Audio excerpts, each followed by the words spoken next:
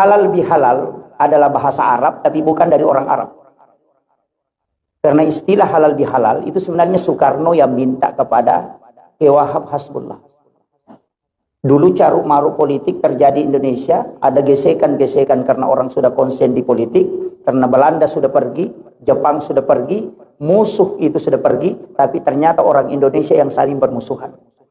Sehingga Soekarno meminta bagaimana apa yang harus kita lakukan. Ki Wahab Hasbullah menawarkan kita harus melakukan silaturahmi nasional. Silaturahmi nasional, Pak Soekarno mengatakan itu bahasa itu terlalu sepele dan sudah ada istilah itu. Carikan saya istilah yang belum ada sebelumnya. Nah, maka diberikanlah istilah halal bihalal. Makanya orang Arab juga bingung itu kalau dikasih tahu halal bihalal. Ya. Di Indonesia memang ini unik, Pak. Satu-satunya negara yang ada mudik itu cuma Indonesia. Ya. Haji juga Indonesia yang punya. As-Sudais itu tinggal di Makkah, haji setiap tahun tidak pernah dipanggil Haji As-Sudais. Ya. Itu karena memang haji itu hadiah dari Belanda. Hanya untuk memata-matai supaya tidak melawan. Jadi semua orang yang dari Mekah itu pasti melawan. Hadratus Syekh Hasyim Asy'ari belajar di Mekah kembali melawan Belanda. Kemudian Ki Ahmad Dahlan dari Mekah kembali melawan Belanda. Makanya dikasihlah gelar haji untuk supaya ditahu ini nanti yang bisa menentang. Tapi lama-kelamaan haji itu bagus juga, Pak. Sebenarnya kalau kita mau ambil, kalau sudah haji Pak Haji, kalau sudah zakat mesti dipanggil juga Pak Zakat. Kalau sudah sholat dipanggil Pak Sholat. Gitu. Makanya Bapak Ibu orang Bugis kalau ada hajinya di depan tidak ditulis di undangan, jangan marah-marah. Itu hadiah dari Belanda aja itu. Ini untuk nasihat saja kepada haji orang Bugis. Nah, sebab mega ogi ku yelengi undangan adega haji na dia nalo. Nah itu. itu yang nasihat aja itu, Pak. Jangan tersinggung. Kemudian kita sebenarnya kenapa ada istilah halal bihalal? Di dalam saya mau begini, dalam mengkaji tradisi orang Bugis itu punya istilah tafaul. Tafaul sebenarnya ini bahasa Arab dan itu Nabi yang lakukan. Kalau bahasa Bugisnya senongang. Kalau bahasa Arabnya tafaul. Makanya Aisyah mengatakan, anna Nabi SAW yuhibbut tafaul. Rasulullah itu suka sekali bertafaul. Tafaul itu maknanya begini, Pak. Mengambil satu ibarat dalam suatu hal yang bermakna doa. Nah, segala sesuatu itu ditarik lari ke doa, punya makna. Makanya kuenya orang Bugis itu juga begitu. Barokah. Cuma kita mengatakan barongko. Suwallah. Kita sholawat kita mengatakan suwallah.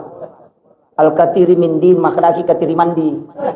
Al-katiri sholah makadaki katiri salah. Ya, itu kan. Rumahnya saja itu 55. Kenapa 55? Karena itu 5 waktu sholat. Kenapa anak tangga tidak sama jumlahnya itu ganjil 13, 11. Itu karena Allah ganjil dan menyukai yang ganjil.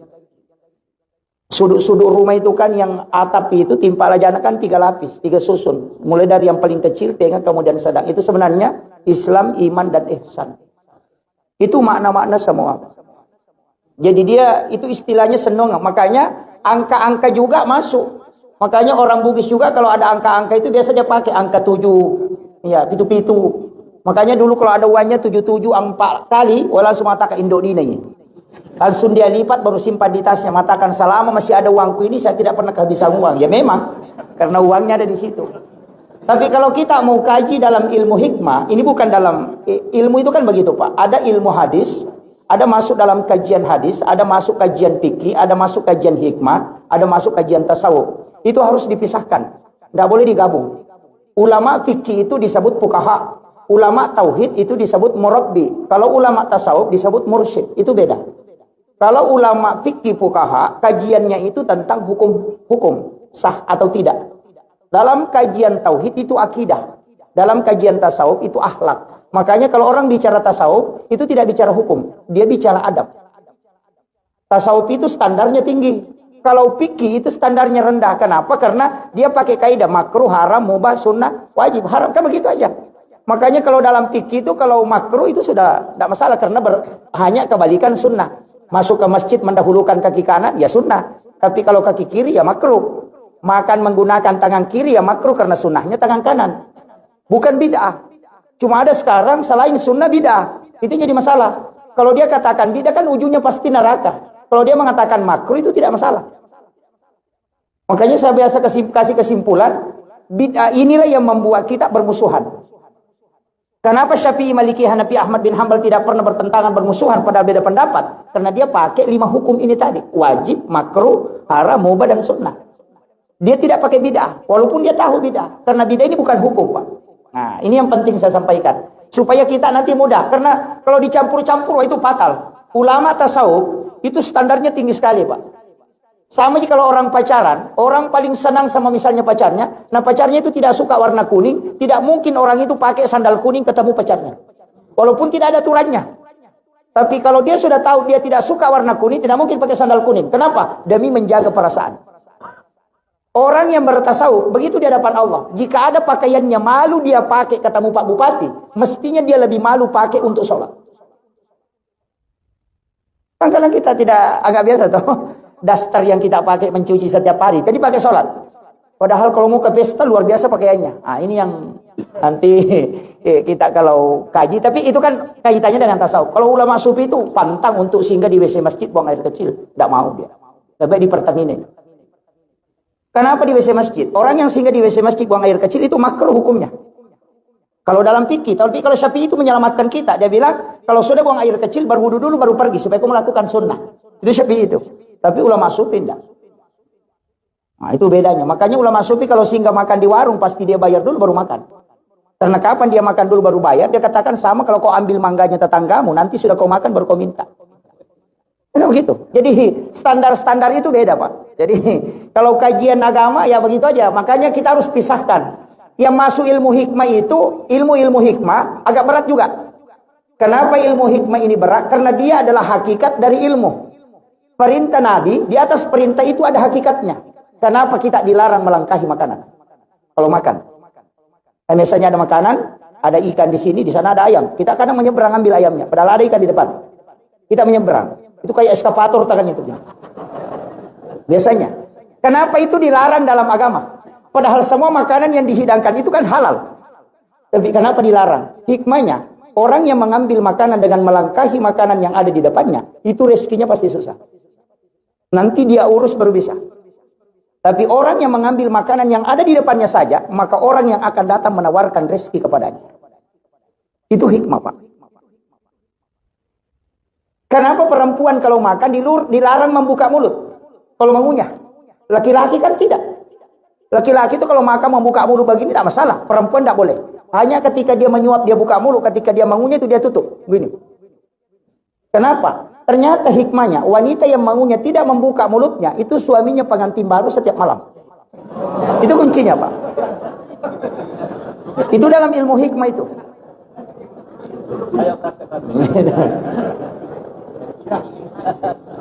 Makanya ulama kita, itu dari dulu memisahkan. Tasawuf dikaji pada bab khusus tasawuf. Fikih dikaji pada bab fikih. Kemudian tauhid dikaji pada bab tauhid. Cuma sekarang ini kadang ada penceramah dia gabung. Contoh kajian tasawuf, dia kasih turun ke tauhid. Itu fatal. Saya mengatakan hormat kepada bendera merah putih itu musyrik.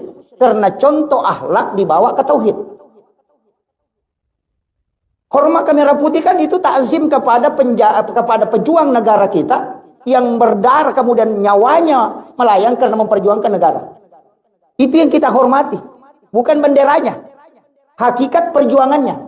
Itu adab kita kepada pejuang. Tapi kalau ditarik ke tauhid, musyrik itu, Pak. Karena hormat itu menyembah. Makanya ada fatwa mengatakan, ada ustaz itu berfatwa bahwa sungkeman ke orang tua itu musyrik. Karena adab dibawa ke tauhid. Ini bahayanya kalau dicampur. Nah kalau kita mau pakai, Pak, nah semua biar makan obat itu musyrik juga. Kan begitu. Makanya tidak boleh dicampur. Inilah yang banyak sekarang membuat jemaah bingung. Kita saja yang belajar di pondok juga bingung. Ya, kan kok bisa begini? Nanti dilihat, oh ternyata dia pindahkan. Contoh yang dia pindahkan. Nah, ini yang bahaya. Makanya kalau kajian fikih itu kan banyak perdebatan. Apalagi sekarang, Pak, kondisi agak susah. Dulu itu masih uang-uang halal itu aman. Makanya pengurus masjid sekarang itu mulai stres. Karena kalau fikih uang haram, ketika masuk ke dalam masjid, yang tanggung jawab itu panitia masjid. Iya. Itu panitia masjid tanggung jawab. Makanya sekarang ulama itu dalam kontemporer itu kan sudah mengkaji tuh. Syafi'i, Maliki, Hanafi, Ahmad bin Hanbal, ulama kelas itu mengatakan, jika itu uang haram, itu maka mutlak haram. Kalau kau terima itu 4 hukumannya. Pertama, kau sekongkol dengan haram. Yang kedua, kau tidak menolak keharaman. Yang ketiga, kau mengotori tempat suci. Yang keempat, tidak berkah ibadahnya orang gara-gara engkau. Maka kau harus bertanggung jawab pada 4 sektor ini. Itu penitia masjid Pak yang bertanggung jawab. Tapi kalau Profesor Dr. Yusuf Qaradawi yang meninggal baru-baru, dia mengatakan beda. Justru dia mengatakan kalau pemain judi bersedekah, biar kau tahu pemain judi, kau ambil sedekahnya. Jangan tolak. Karena kapan kau tolak, kau bisa berdosa. Alasannya apa? Kalau pemain judi bersedekah, kau ambil uangnya, pasti dia tidak pakai lagi main judi. Kan begitu. Kalau kau tidak ambil, dia pakai main judi, dia pakai sabu-sabu, dia pakai main perempuan, justru lebih banyak dosanya dibanding kau kalau kau ambil. Makanya kalau kau ambil kan tidak berdosa, tapi dipisahkan, jangan dicampur. Bikinkan kotak tulis, sumbangan apa botol. Kira-kira begitu. Nah, itu. Iya.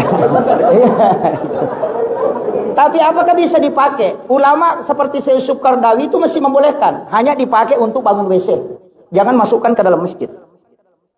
Pakai bangun menara, pakai bangun pagar. Karena itu tidak ada kaitannya dengan tempat ibadah. Itu kalau, tapi ada lagi ulama yang belakangan seperti Imam Al-Jazuli. Itu beda lagi dia.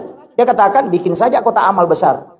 Baru simpan di dekat pintu masjid. Nanti setiap bulan dibuka, diambil. Kalau tanya nanti malaikat dia kemudian dari mana, kasih tahu. Saya tidak tahu, cuma ambil di celengan. Selesai. Itu sudah aman, Pak. Itu. Makanya ulama-ulama kita itu kan mencari seperti itu.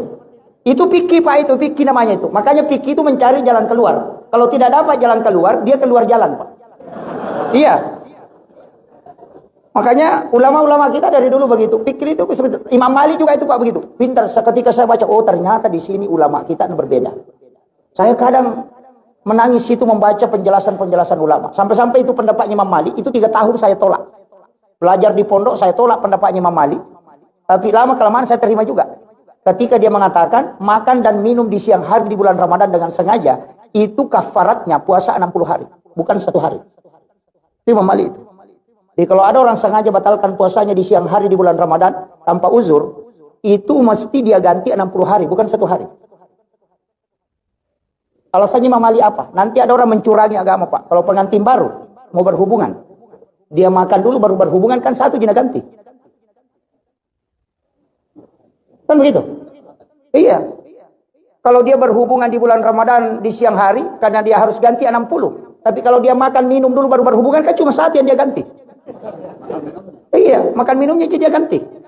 Karena sudah batal baru berhubungan, berarti gantinya cuma 1. Kalau berhubungan menyebabkan batal, berarti gantinya 60 hari. Makanya dia minum dulu baru berhubungan, makanya cuma ganti 1.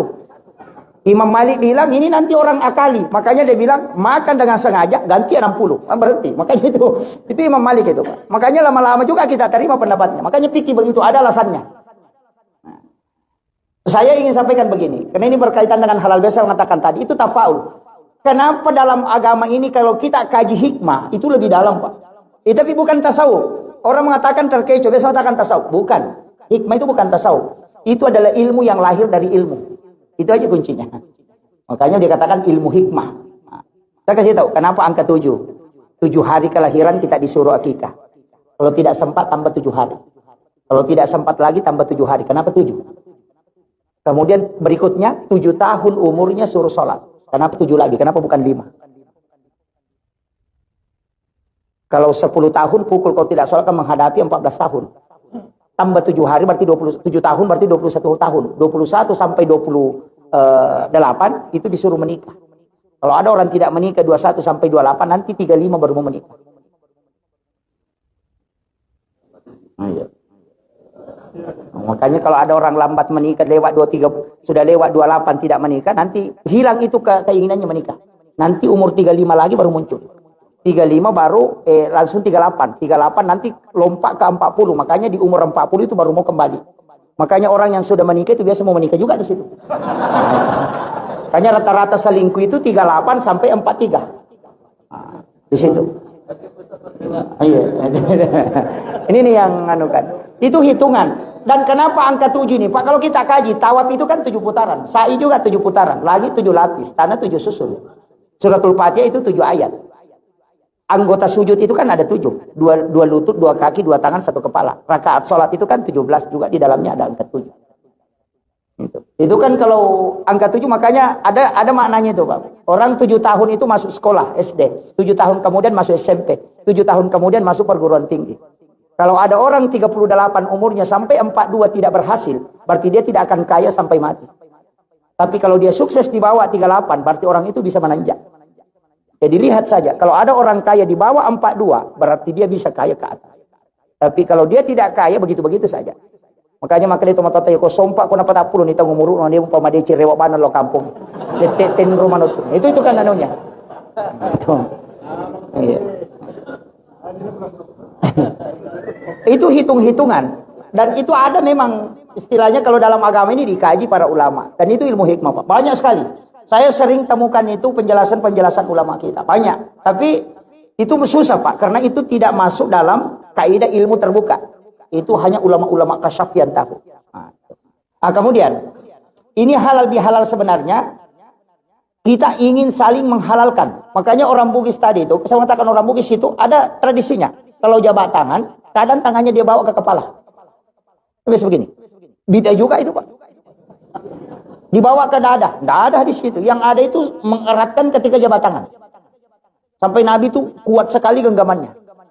Kalau kita pelan saja baru bawa ke kepala.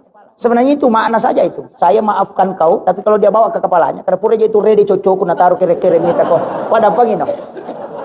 Iya. Artinya kepala aku ini pernah mendidih saking jengkelnya, tapi saya sudah maafkan. Makanya didobel di situ halal bihalal.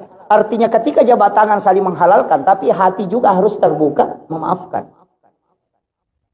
Karena banyak orang open house tapi tidak open. Inilah yang sebenarnya inti dari halal bihalal. Kemudian begini, sebenarnya dalam tasawuf itu, Pak, kalau kita ngaji tasawuf ada hal unik itu. Karena tasawuf itu tidak pernah melihat akibat. Yang dia lihat itu asbab. Makanya tasawuf itu selalu lari ke dalam, bukan lari keluar. Makanya di bab tasawuf itu, Pak, tidak ada bab kikir. Bapak ngaji tasawuf 40 tahun, itu tidak temukan bab kikir. Yang ada itu bab tamak. Karena sebenarnya tidak ada orang kikir, yang ada orang tamak. Ya jadi itu sih kata kan nagagak tahu masih tahu magala mimilau mega. Oh gitu. Iya. Iya. Akan masih yanu dia masih ikut magala milau. Oh gitu. Oh betul. Nah, makanya di dalam Al-Qur'an itu rezeki itu dicukupkan dan dilebihkan. Allah mencukupkan rezeki hambanya dan melebihkan. Jadi tidak ada orang kurang rezekinya itu, Pak. Makanya satu orang itu bisa rezekinya dimakan 3 orang. Makanya kalau kita sudah menikah melahirkan anak, anak itu kan tidak kerja, tapi masih bisa kita kasih makan. Makanya 2 orang itu bisa dimakan rezekinya untuk 6 orang. Makanya rezeki itu cukup dan lebih. Jadi memang tidak ada bab kikir, Pak. Sama jika kadang-kadang kita akan ada orang naik ke tanah suci, kemudian tawaf, sudah itu posting foto dia upload di FB. Nah pertama ke Facebook, alhamdulillah selesai tawaf. Langsung na komen di bawah, melo yacang. Ya, si tongan na ternyata we melo yacang, ini malah sati.